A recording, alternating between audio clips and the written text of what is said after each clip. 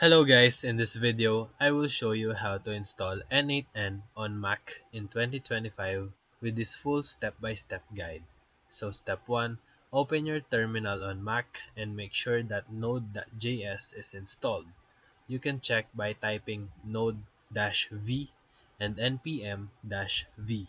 Step 2, if Node.js is not installed, go to nodejs.org and download the latest LTS version for Mac.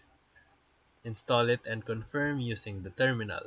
Step 3. Once done, install N8N globally by running the command npm install N8N -g. Step 4. Wait for the installation to complete. It may take a few minutes depending on your internet speed. Step 5. After it is installed, type N8N in the terminal to start the local server.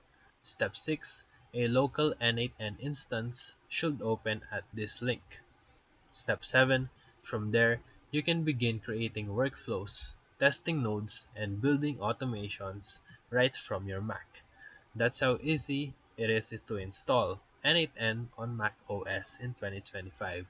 So if this video helped you, feel free to like and subscribe for more quick tutorials, reviews, and comparison videos. Thank you for watching.